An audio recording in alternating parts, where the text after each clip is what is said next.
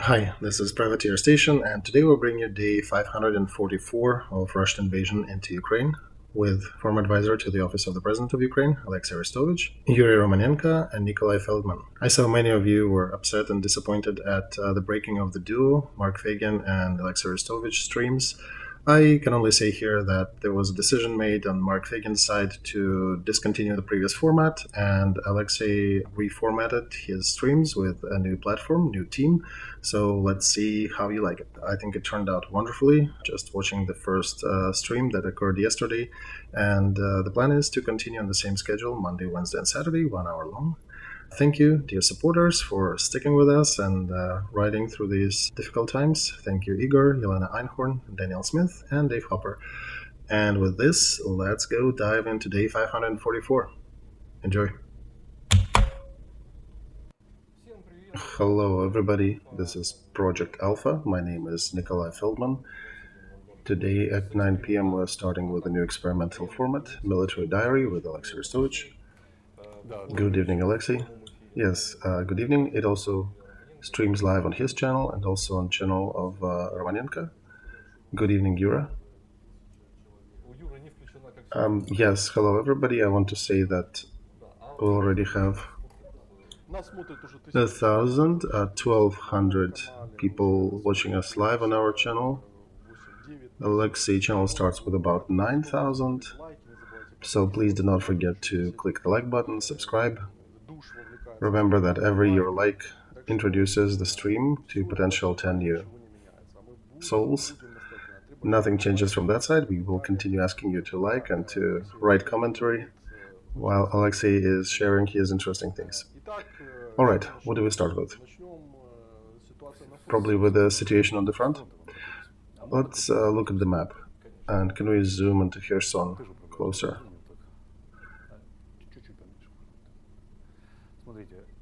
Okay, so if you go left to right, what's the story here?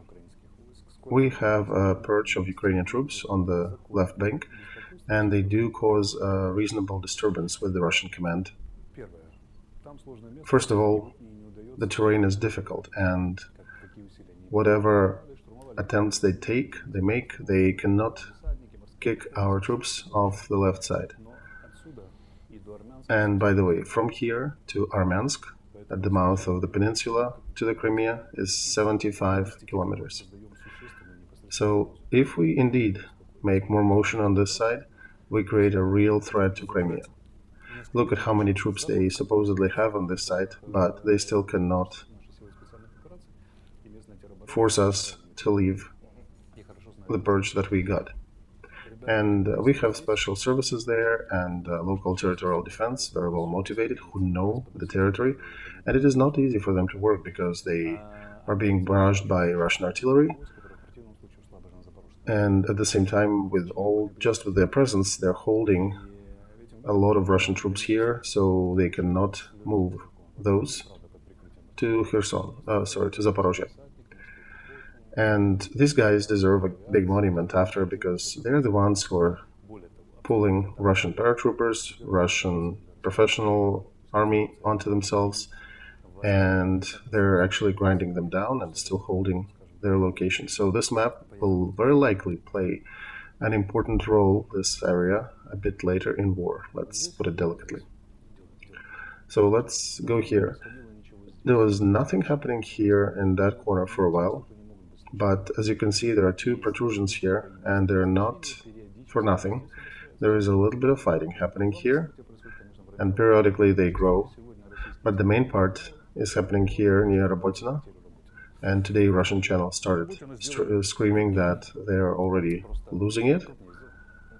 And let's zoom deeper. Okay, so here is Robotina.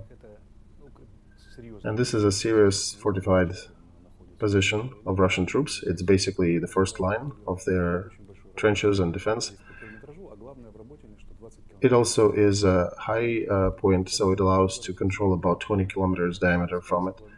And the main part, if you capture it, it's literally 20 kilometers from here to Tokmak, where they have a lot of troops, ammo, warehouses. So once that position is taken, we will definitely give them more grief down south. And we initially pushed up front, but then we started going on the sides, and now they're at the situation where they cannot hold it anymore. Also, Russian posts confirmed today that there is more motion near Verbovoye to the 5 o'clock from that blue protrusion, and what we're doing, we're expanding that territory. So one thing is when they were holding us up top, at the initial drawing of the front, it was much shorter territory to hold. Now, if you take the length of the front, it grew several times, so they have to hold much wider territory. And one can note that for about 10 to 12 days, we already are in the situation when so to give back historic perspective, before, the way we worked, we captured certain forests, a grove. They would come and try to push us back. Sometimes they succeeded, sometimes they didn't. And for the last couple of weeks, situation is that regardless of their continuous arrival of new troops that they're just keep throwing into the front right from the wheels, they still cannot stop us. Every day we move forward for a certain distance. And the most interesting part is that roughly it's 1.5 brigades are attacking 3 Russian detachments here. So our troops in a smaller numbers are actually attacking larger numbers of the enemy. So that thing is unprecedented in the history of military. And Rabotina basically is in a gray zone already. And they're now talking about the motion towards Novoprokopivka, and that calls for us to say that the first line of defense is already breached. And that's 20 kilometers from here to that diamond in the south, in Takmak. Yeah, that's about 20 kilometers, even field artillery can reach them. And this is a very dangerous situation for them, because Takmak was their logistics hub, and it was providing support to all the troops in this direction. And for example, taking Takmak would mean a crash of the whole defense in this part of Russian front. Lower down is Melitopol. If Ukraine reaches Melitopol, you can say that the ground route to Crimea is cut. Now let's go take a look at Pologi. You cannot see it much on the map, but we're looking at the commentary on the Russian side. Our officials do not support that, but Russians are already noticing that there is a serious pressure on Russian troops here. And of course, the main actions are, if you zoom out a little. Okay, so I'm using the situation to show it better on the map, because on the previous streams I didn't have an opportunity to play with the map much. So modern war is always a fight around the railroads. And here you can see that's where the railroad goes. So when people are saying we need to get to the shore of Azov Sea, no, not so. All we need to do is really cut this Rockade Road and cut the railroad. And their ground corridor is done. Not a single army in the world will be able to hold what is to the south as long as we capture this territory. That's how far we really have to go in order for their front to collapse. And they would have to withdraw themselves, because it will be impossible to keep holding it, especially if something will continue happening to the Crimean Bridge. Well, plus, the automobile road at the bottom, it also will be under fire control. Right, exactly. All modern wars, to understand them, one needs to look at the road maps and at the railroad maps. And here we're working on these roads, and we're also continuing to work on the Crimean Bridge. All this logistics will be hanging, because all logistics is dependent on this road functioning. I remember when we did the report on Donbass in 2017, I came to Mariupol, and I was told that this railroad line that goes in this area, they had about 30 couples of trains per day. In the current situation, it's probably less in the war times, but yeah, a whole echelon, a whole train every day at least. That's a lot of supplies. So yeah, if you cut this out, they will not be able to hold and provide ammo and support. Okay, so let's get here so we can see the names of the villages. Okay, so this is another one. We started with Velika Novoselka, and we started working down. You can see it's a chain of settlements. That was all red. This is all a difficult line where they had landmines, all kinds of traps set for us. And now we're at the front line. We have taken Staromayorska and we took Urozhaine, which is here in the gray zone. And then from Zavetna Bazhanya to Staromlinovka, it's just 6 kilometers. So you can shoot from a mortar to them.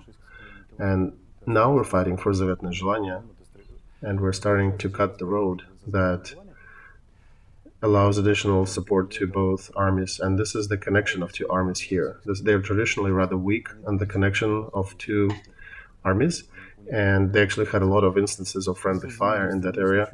So now we're getting towards Staromlinovka. Now they brought more troops to dig trenches beyond Staromlinovka, but if we take Staromlinovka, basically we have broken through the first line as well, because to defend these defense lines you need people. They don't defend themselves, and they're running out of people.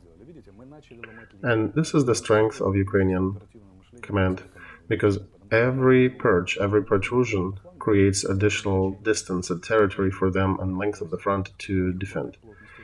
Even on the level of platoon, it's good when a small detachment can shift their effort from one flank to another, and that's what we're doing here.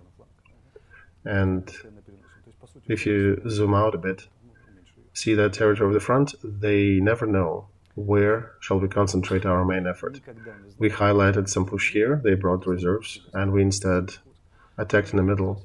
When they brought something there, we attacked on the left. And they keep moving their reserves, and we keep attacking different parts. And by this method, we basically forced them to waste most of the reserves they had already. And plus Russian style, they always need to report that the attack was repelled and they succeeded. And so that makes them to throw reserves to make sure they try to recapture territory back. And it's, as I mentioned before, impossible to get these reserves once they've been used in the territory. It's very difficult to move them to a different one. So in this manner, that's how we cause them to waste most of the reserves already. And that territory, for example, in Staromlinovka, started to move when we started to attack on the side, because Volodino is their other logistic base, and this is the distance where we can reach with our 120 caliber mortar. Their whole logistics supply in that area is under duress, because we can reach them. We can reach them with drones, with artillery, and their supply line is very complicated. And in general, that whole part is already wavering. And here near Kermenchik, this direction is considered to be Mariupol direction. This is where the 5th Special Tank Brigade is located, the ones that were near the Baltsevo Buryat troops. So their task is not let us cross the river, and they must provide defense to that flank. Okay, and one thing is, not only we're starting to move on the left, we're also creating a situation above this tank brigade where this part of defense will also start crumbling. That actually reminds me, Olexiy, Kherson story, right? Oh, it does, and also Bakhmut and Solidar story, because Bakhmut and Solidar we gave up when they breached our defense on the flanks. So in some degree they are in a situation where we were near Bakhmut and Solidar. But now comparing the situation, one can say that our resistance to these risks is much higher than theirs, because we managed to hold the territory under attacks on the flanks. We managed to hold it much longer. Are they counterattacking? Yeah, they are. They're constantly trying to. They give now their troops maybe a day or two and then throw them into the fight. They used to throw them immediately. Now they actually give them a little bit to take their bearing. It's about 300 kilometers of the front here and about 100,000 troops. And as we push deeper, they have to increase the control or try to control the longer front line. So they have to service all these protrusions, purges, and etc. So their density is diminishing day by day. And operative shadow, it goes as far as basically Tokmak and that second diamond over there. And it's already broken through the first line of defense in one part, and on the other part it's already straining it.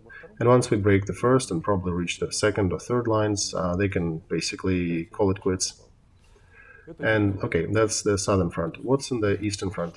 Marinka. The fighting continues. This is a burnt land, and they continue fighting, but they fail to move because it's a fortified area. The settlement is basically no more. It's already destroyed. They here trying to go around Avdiivka. They have some success in moving for 100 yards, and then we push them back. They're trying to move to the north, and they cannot. And that story continues for months, and I think it'll last for other months. It's impossible. It's a very fortified region. It's very hard for them to go through. But the idea is, yeah, to encircle on the flanks and put Avdiivka under fire control. Let's go higher to Bakhmut. Okay, Kordyumovka, Klishevka, Andreevka. That region, the southern part of the front near Bakhmut. Here is the road, Gorlovka, Bakhmut. Our defense started to crumble at first when we had to withdraw from Bakhmut. When they were taking these settlements, when they cut the road, that's when our supply lines were strained.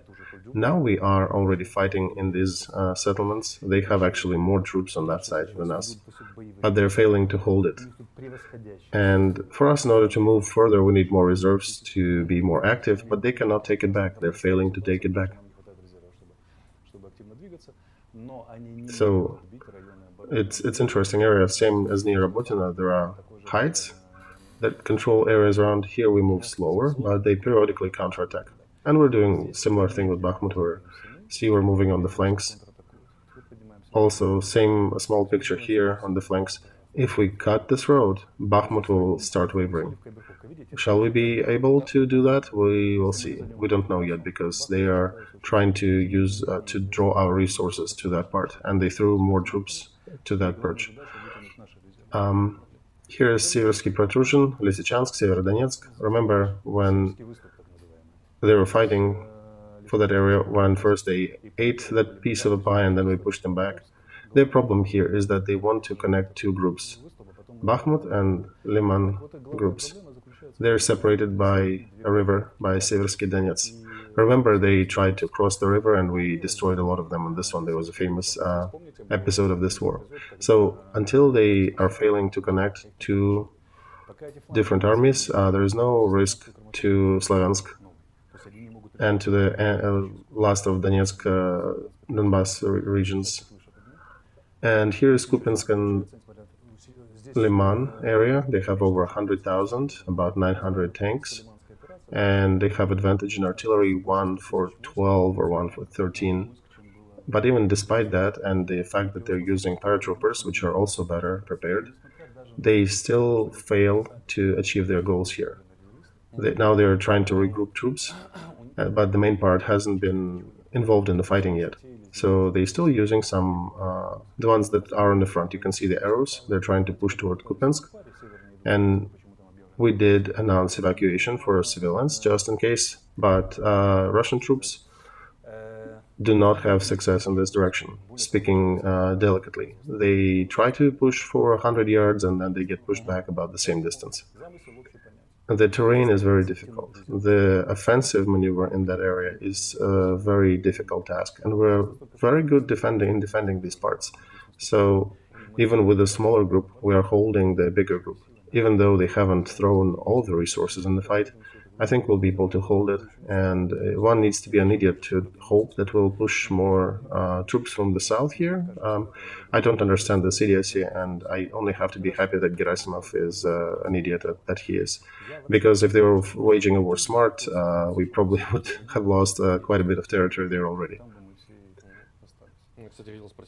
So what happens if they manage to bring troops from the eastern front to the south? Well, then we'll have success in Bakhmut. So it's like a coat, the jacket that doesn't fit. So it'll break in some part. And they didn't have enough troops from the very beginning.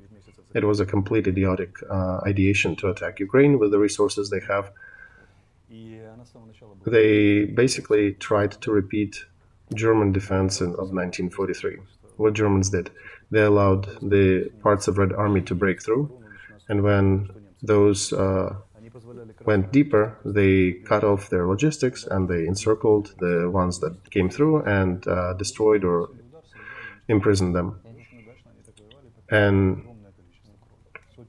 problem is for Russians is that their military culture doesn't allow them to play this way, because first of all, they are afraid that they will not be able to stop Ukrainian troops if they protrude for 10 miles in. And then they basically throw all their reserves to try to stop our advances right at the beginning. So instead of letting us, how they initially ideated that, instead of letting us make breakthroughs, cut and destroy us, they actually have to throw their precious reserves onto the front line to try to hold the front line. They're hostages. Yeah, they're hostages of their political will rather than military smarts. Okay, today was some information from Great Britain, Intel, and they're referring to Russian Federation trying to build new armies for the front. Oh, it's a funny situation. They had to have 3 armies actually, 18th, 25th, and 40th Corps. Now, so you understood why do we not want to go to any peace talks right now, because we need to keep increasing the pressure. So, 18th Army consists of basically old corps of the 22nd Corps, and these are the ones who are defending Crimea. And they're basically tearing apart that group to create a 22nd Army. 40th Corps was never created. They basically dispersed it around the front. And the plans for 25th, they've been postponed to the end of the year. And they also had plans for the 3rd Army, for the Western District, to Moscow-Leningrad district, and they want to make an army to threaten Finland and Sweden, basically. But they have issues. They're failing to do that. They have issues with personnel, they have issues with armor and weapons. And new detachments, for the first time during this war, are created by cannibalizing other structures, older detachments. And even here, I think it's just a political statement, because they want to report Putin that they created new armies, because they exist basically on paper only. And whatever was supposed to be recently thrown to the 40th Corps was again pulled into the 18th Army that they tried to create. So you'll see that they're sort of creating these new detachments by cannibalizing previous groups. 22nd Army Corps that was dedicated to defense of Crimea, in case a Ukrainian army gets there, it is now being torn apart to report that they have created a new army. So that tells that their military has serious issues. And this army that military intel from Britain reported about, this is not a new army. This is a new name for the army that basically was pulled from previous detachments. So this one is fully staffed with mobilized, right? Yeah, some, and they also have cadre military from the 22nd Corps who were based in Crimea. But that's not the point. The point is that they're cannibalizing things. This is not good for them. Okay, friends, let me give some highlights here. 21,000 are watching Feldman's, about 60,000 watching on Alexei's channel, 6,000 are watching here, and I think Alpha is watching some. So don't forget to continue liking, because that brings more people to our new experiment, and those who need to see that, come and see that. So all that pro-Putin people get their asses on fire. And I think it'll be better to increase the audience of these streams. I'm also monitoring the chat here, and people are advising maybe to buy an interactive touchscreen, so probably we'll do that. Right, people's television for now, with the pencil, right, using on the screen. Okay. let's discuss a few things here that deserve attention. I will start with the same agenda that we started to discuss, mobilization in Russia. Representative of Ministry of Defense Intel, Yusuf, said that Russian mobilization never stopped, right? Yeah. So that goes into some contradiction with information that in Russia they refuse to do a big wave of mobilization. That big mobilization is not a good thing for them. Yeah, indeed, because of the elections in March and next year. But they have not stopped it for a day. They continue conscribing about 20,000 per month. But one needs to understand that most of these 20,000, they go to refit what they've lost on the front. It's not enough to create new detachments. Maybe a third or even fewer of these troops go into the new detachments, and the rest have to refit to plug the holes in the existing detachments, because they're wasting about a battalion per day. And this is not really for increasing their efficacy on the front. This is barely holding it up, holding their pants from falling. If you look at the Russian military chats, representatives of Air Force are crying because they don't even have enough troops to defend the airfields. They're all fighting on the front. Even missile detachments, the ones who are supposed to be cream of the cream, they are formed now, staffed with the mobilized troops. So Russian defense is becoming more and more torn, or like with a ton of holes in it. Yeah, basically they're losing their capacity to defend the territory. And I do not see that these efforts to mobilize actually increase anything. And even by the statements of military, they're saying that more and more they're turning into militia from the actual army. And yeah, they can refit 500 to 700 of old tanks a year. It's not enough. We're destroying more. That number only is enough for maybe 4 months, 5 months of the war. So they're losing strategically. And they are seeing that strategically they're losing their perspective on the front. And all the pushes to try to last till Trump's elections in the United States or whatever they think will help them, this is not a proactive strategy from the point of view of Russia. They're just biding time. All right, so in this context, that information that appeared yesterday in Russian media that FSB supposedly, and we understand that this information never pours out by accident, they don't have true freedom of the press. So the only reason for that to surface is the infighting between different towers of Kremlin. We talked about this infighting a lot of times, but the statement is that FSB supposedly turned to Putin with a demand to remove Shoigu, to start a full-scale mobilization, total mobilization, and throw all these reserves to attack Ukraine, to basically finish Ukraine as they dream in its entirety. How do you think, in that frame, why did that appear? Because we understand this is a political statement, right? Yes, this is a PSYOP that has to create a certain political pressure of the same, it's actually of the same caliber as Wagner in Belarus threatening Poland and NATO. They can call upon 7 million people to the army if they want to, but they have nothing to arm them with.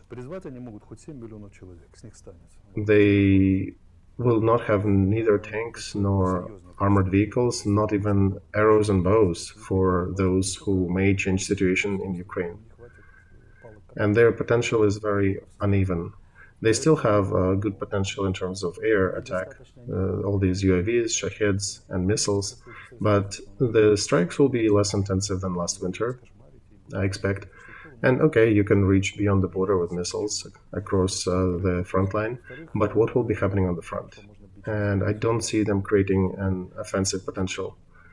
In order to create a proper offensive potential for this war, they wasted 10 years and $700 billion to have what they started with, and that look how far it got them.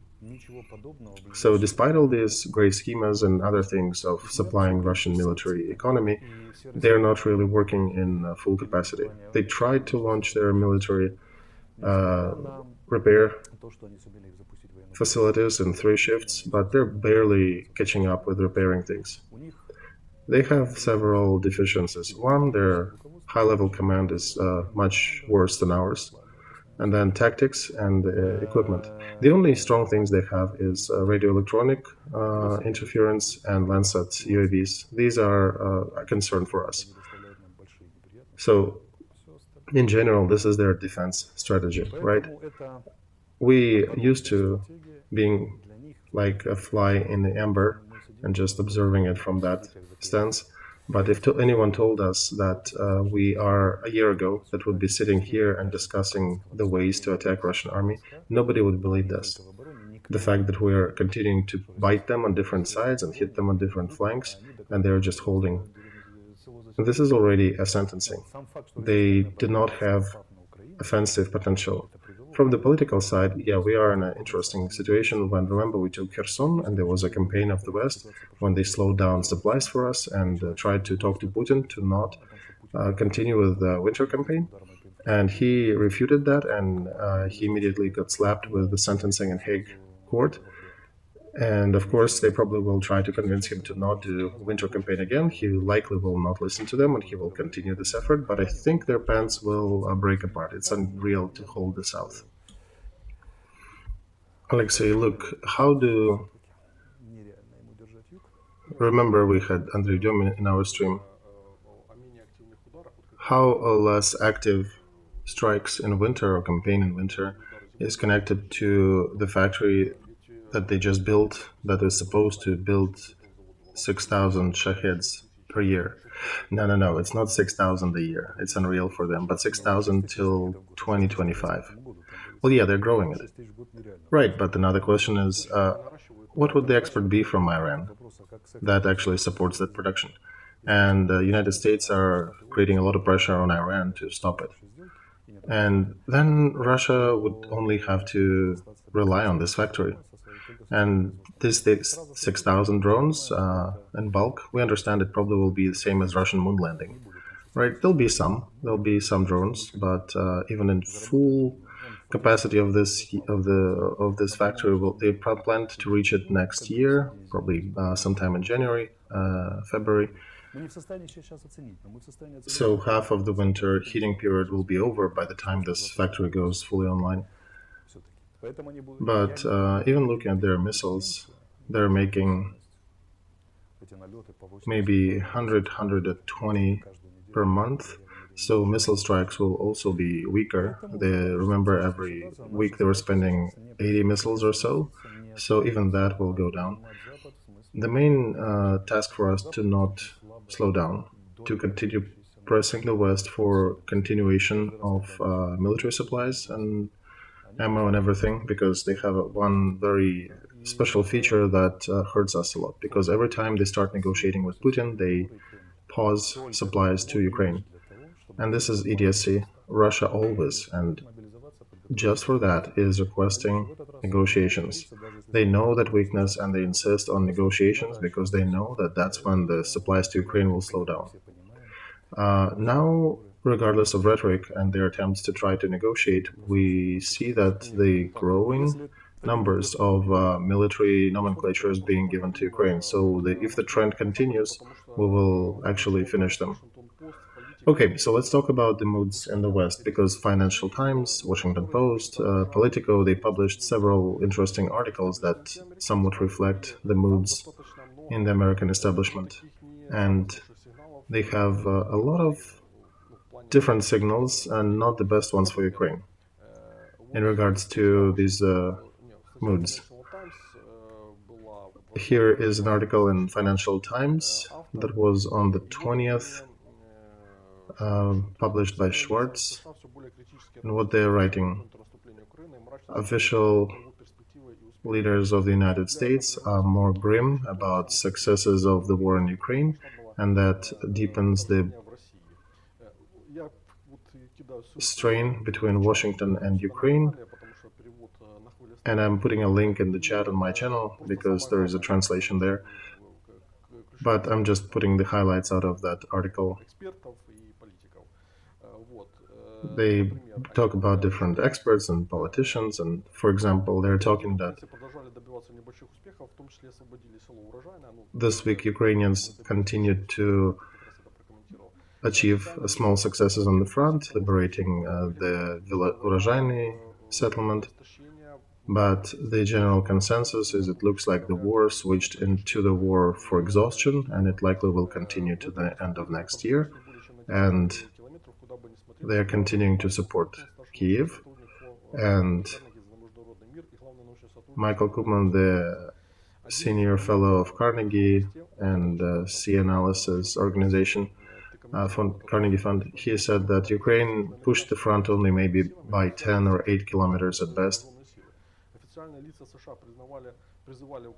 And officials in the United States did call upon Ukraine to be less, to be biting less risk, to be more risk averse, and they suggested that Ukraine put more effort on the southern front instead of the eastern front, and Washington was upset that Ukraine actually dispersed their efforts on the east, where basically they also have half of their army, essentially, and that Ukraine is using some of its best detachments near Bakhmut.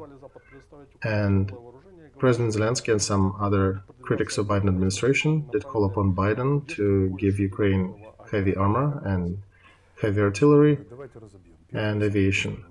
And unless this is provided, the counteroffensive will be slow. Okay, so let's break that.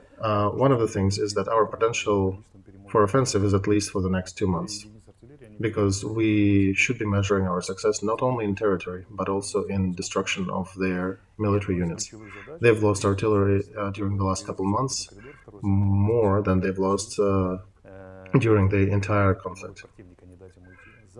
And our tasks are to destroy the enemy. That's the first task.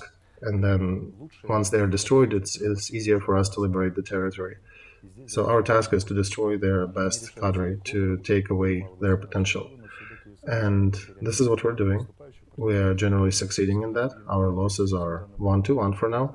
But this goes against any military doctrine, because the ones attacking should be wasting 5 to 7 times more with that kind of in fortifications and defense. So for each one of their tanks, 5 hours should burn. Right now it's 1-1. And that's what their analysts don't really get. This article reflects a very specific relation, not only between not between all Americans, but between American political leadership and Ukrainian political leadership. Because American military, actually, they do understand what's happening. They very often comment on the right things, and they basically advise us to continue pushing, because according to their intel, it's very little additional effort needed to break Russian back in the south. But on the political side, where we see the media that usually are a bit more objective when they start to form their evaluations of what's happening on the front to match their political expectations. And I think they're pushing that political pressure to that peace plan that some of them are peddling. Milley published another article. He did mention that 2 months ago he said that the counteroffensive will be long, bloody, and slow. He's basically the analog of our general command, so they're Zaluzhny, right? So what we're seeing there is a long, bloody, and very difficult fight to liberate the occupied territories. And in parallel, now we're talking about political accents here. In that same article, they're talking about, in the context about the statement of Deputy NATO General Secretary Jensen, who made a furor in the Western media. The role of United States in supporting Ukraine will probably become more polarized in American politics. A lot of polling reflects that a lot of Republicans are very skeptical about providing military support to Kiev. And he posts 50% of Republicans, and some of them are picking it up too. And they're saying that our goal is not to make Russian president lose. Our goal is to make sure that America wins. Vivek Ramaswamy said on Thursday in the political race statement, and he cautioned that supporting Ukraine against Russia actually makes Russia become closer to China.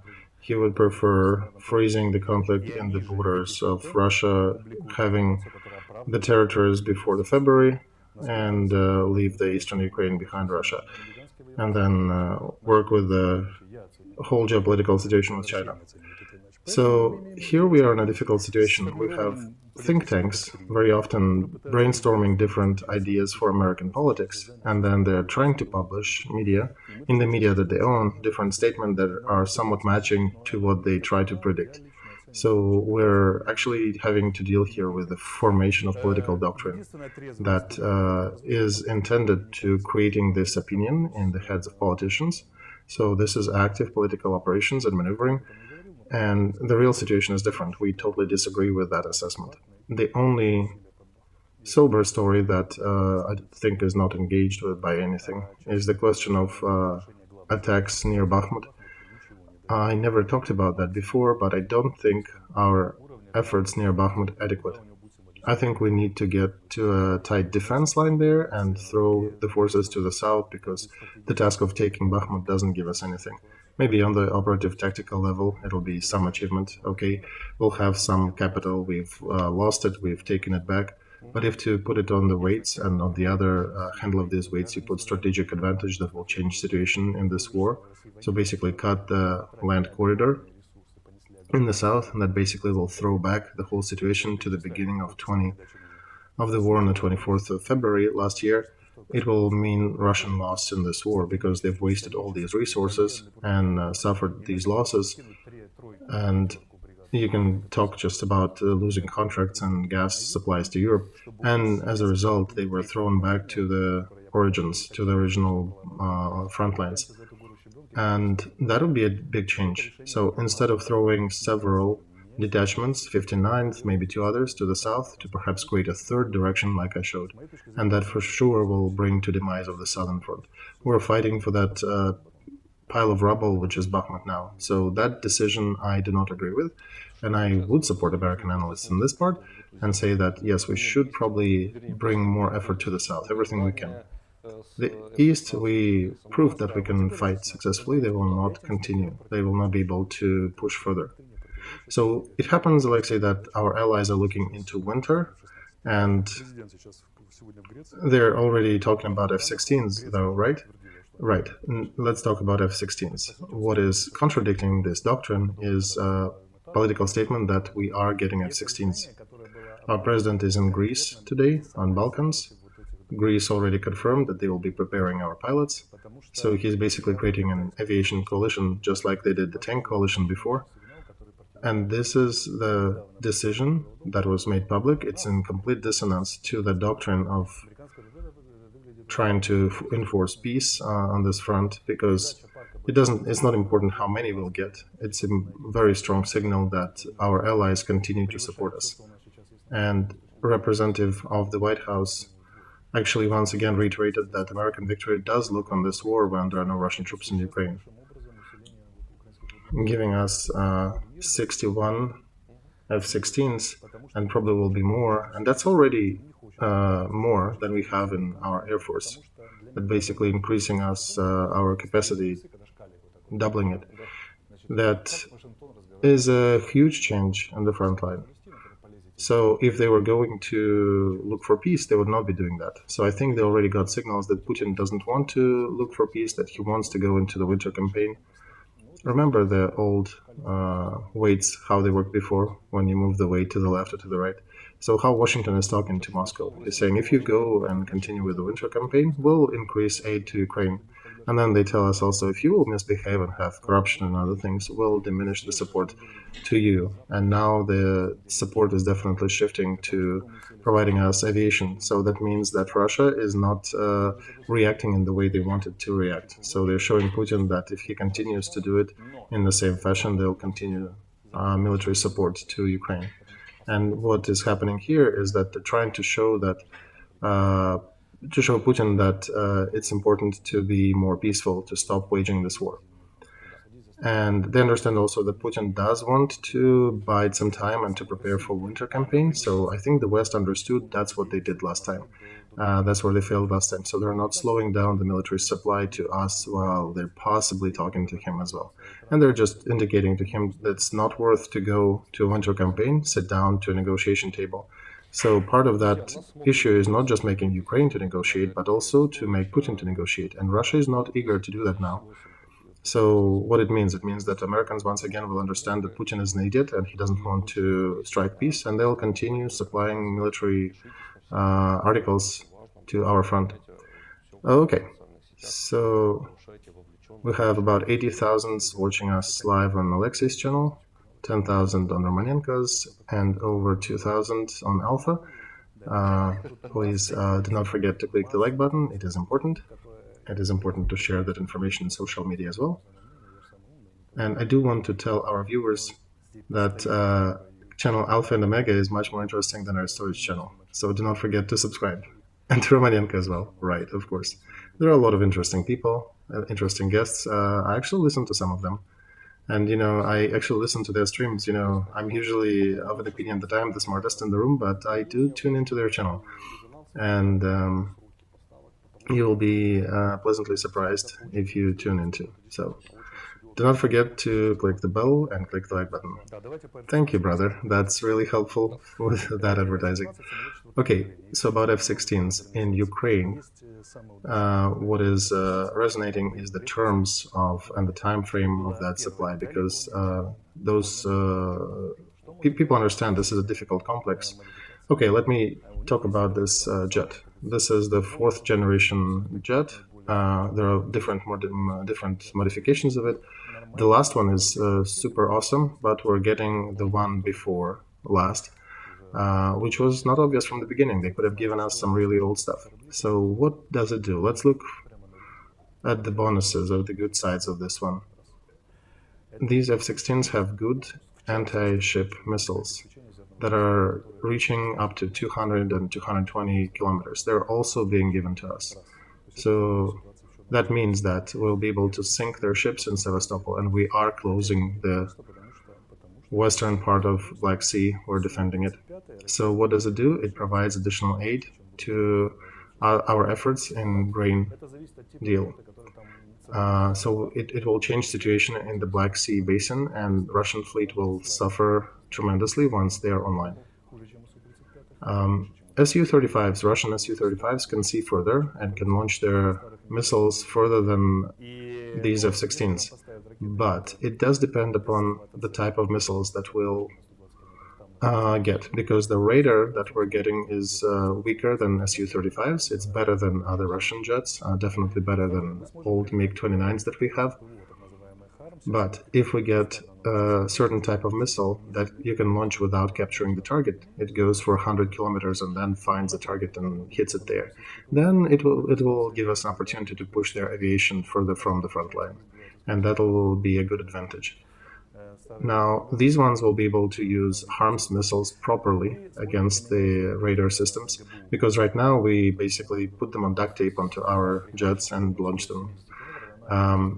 F-16s actually allow to use these HARMS missiles against radar stations even when they turned off, because once they're locked, they don't care if it's on or off. We will be able to use GPL bombs, the ones that can be used from 40 to 70 kilometers away from the target, and it has a very high precision, up to 5 meters precision radius. So it's basically aerial HIMARS, right? Exactly. And with that, also that we're getting several detachments of jets, they will be able to cover each other and provide more defense to each other. and they'll have a system that allows to communicate jets between each other, so they'll have a better situational awareness, and they can also communicate with other means, for example, satellite data and other more high-tech means on the front, let's put it delicately. So this will definitely increase our capacity on the front, and they will not be able to use their aviation closer to the front line, because they're using also the guided bombs, and they will have issues using them now. They will have issues using helicopters as well. By the way, these jets also fight well with Shaheds UAVs and with cruise missiles. So if we get them by winter, they will be able to solve a lot of tasks on different directions. And in the south, what we need to do, we need to, for example, limit their capacity to increase the pressure on our troops in the south. That will be easier to do. It was announced that there'll be 61 jets, 70 pilots who are already being trained. That's a lot, because right now we have much fewer jets. I will not go disclosing numbers, but we definitely have fewer than that. Okay, and I wanted to read one article here that talks about our Ukrainian creativity, that it is not going to help us to study faster. I think they're poisoned with Afghanistan. With all respect to Afghanis, I think our technological expertise is higher, and we can figure things out faster. Of course, F-16 requires a lot of land support, a lot of technical support. They're delicate in landing and the airfields, but I think we'll be able to solve that. And when they're talking that the first ones will be arriving at the end of autumn, that means that people are already being trained, right? And I think the situation will appear in the same schema as before. They would announce certain date out in the future, and in reality, the weapons will be on the front much faster. What is important here, I think, is the political decision. In the framework of the hypothesis I'm playing here, is that Americans would want to take Kissinger's doctrine, basically adopts Ukraine to NATO, but sacrifices some of the territories occupied by Russia. In order to achieve that, they would need to talk not only to Ukraine, but also to convince Russia to agree to that. And it seems like Russia is refusing to.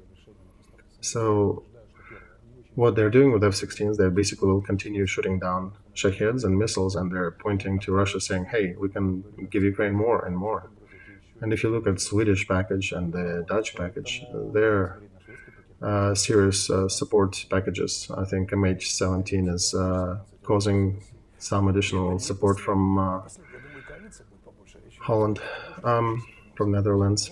So I think Putin still wants to start winter campaign, and they're indicating that it's a faulty decision for him. Okay, let me read a little more about F-16s. Here, pilots writing, what is the complexity of doing that, of that transfer? Not because Ukrainian pilots are weak, but because, and I'm reading here, even Ukrainian exceptionalism have their limits, because specialists in F-16s are saying that it's impossible to study the jet just to satisfy your needs. One needs to be professional in all aspects of utilization of that jet. And training a novice from zero, and also transferring pilots from other models, which takes, that time does take quite a bit. It's not just as easy, it's more difficult even than jumping from Mini Cooper to the big semi. I'll call up several complexities. It's mostly land service and equipment and repair facilities. Imagine these manuals, which are 15,000 pages, and you need to translate that and train the technicians how to use that. And Western equipment is rather capricious, but also effective. So yeah. Second is training pilots, because the school and the doctrine of using air systems, aviation, is very different from the NATO concept, right? The way we use it in 4s and 6s. So to fly, to operate the jet, they'll learn real fast. It's not difficult. It's going to be more difficult to learn how to use it as multifunctional weapons platform. That will have to interact with air defense systems of the enemy and aerial targets as well. So it is a complex target, right? It's a complex training. So it's different. It's you're not effective when you're piloting the plane alone. You'll need to pilot in a group, to exchange, to learn how to maneuver. So what's your estimation? I would say half a year at least, but if he's really trying. So trying to explain to our viewers, you're piloting a jet, and basically a couple of yards away from you there is another jet, which is also doing maneuvers and flying next to you. Scary, right?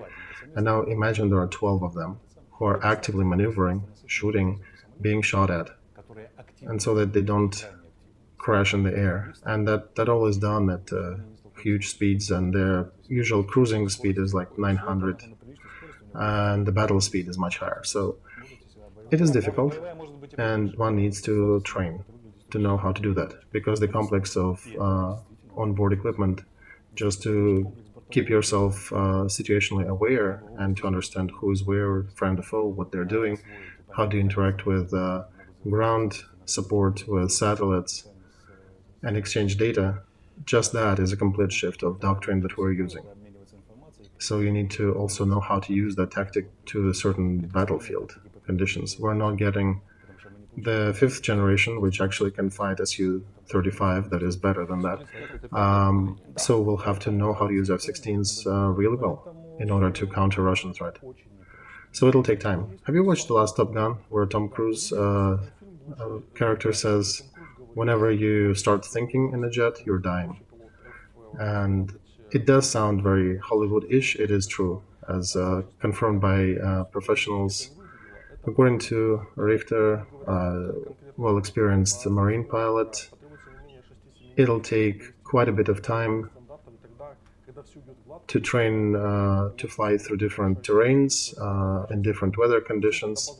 That'll take some time, then at least 3 more months to fight targets in the air, and then another 3 months to train to hit targets, interact with targets on the ground. So, in essence, it's a very technologically difficult process. So, of course, even though we'll be expediting everything, you need to understand that this is a complex, arduous task. It is, yes, but hey, just note, if they're promising to give us first 6 before December, that means when did they start training for that? Right, not today. Definitely not today. It's only 3 months left to December, and somebody started preparations way before that. And we understand that the programs will be shortened and there will not be days off for our pilots in training, but for sure they'll try to expedite everything, and it'll still take time. It might take a year to learn all the intricacies of it and then grow mastery from there. All right, we have a few news from China and news of Turkey and India. First, China said that they're not giving military-grade, military commodities supplies to Russia. They're not trading in anything military with Russia. There was a publication that they gave 6 helicopters, some logistics and medical support to Russia. So China in general is, let's put it straight, is helping Russia to avoid sanctions. That wasn't news on different occasions, starting from actual military things to just gray goods of dual use. And they're selling drones as well, right? They're selling drones to everybody, to us as well. But China is not interested in selling military equipment to Russia, because if their economy is going to be sanctioned, this is the last thing they need, given that they actually are facing a crisis in China. And Americans are actually stating that the history of Chinese growth is over. And if as many people saying they might be preparing for war, for a conflict with Taiwan, that they're creating reserves of oil, grain, and others, and they cannot really afford to actively participate in this war, in this conflict. So I don't think they're actually supplying any military articles to Russia.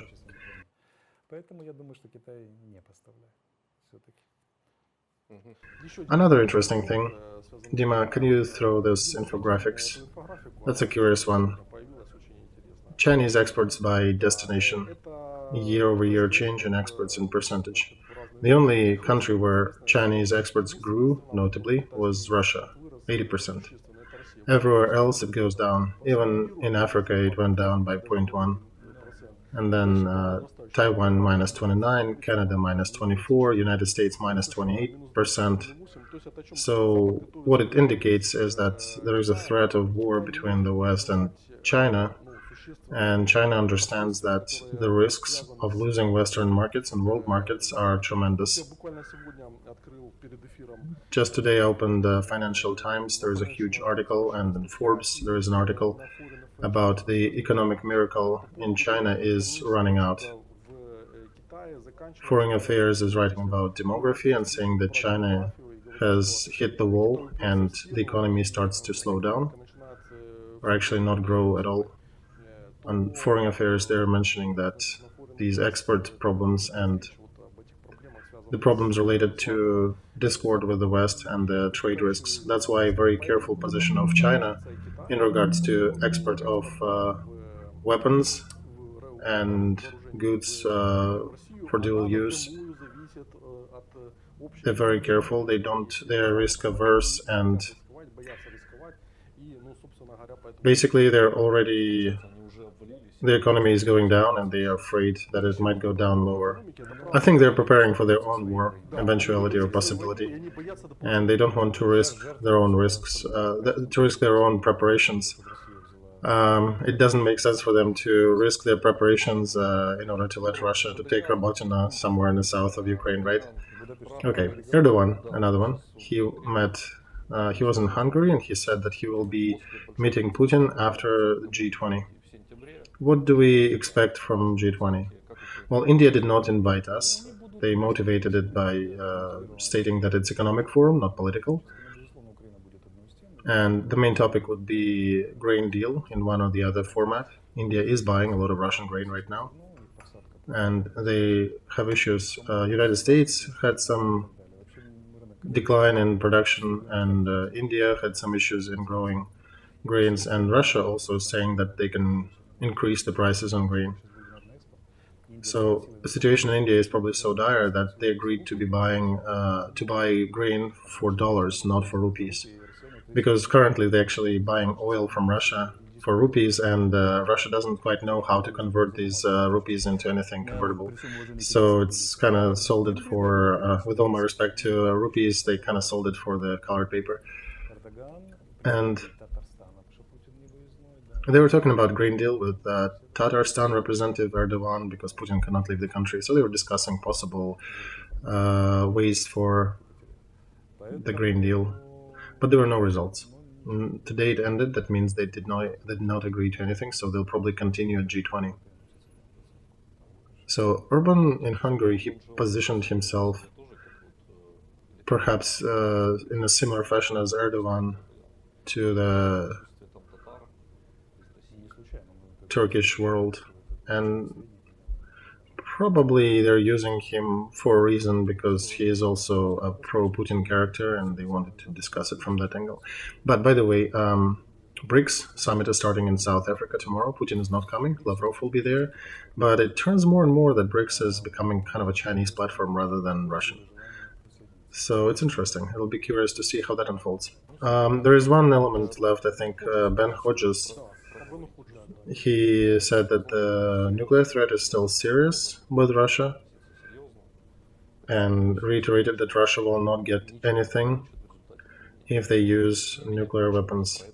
Why do you think he mentioned that? I think it's the part of American internal conversation, because one of the reasons to discuss why the conflict want to be put on ice in America is that to avoid a nuclear war with Russia.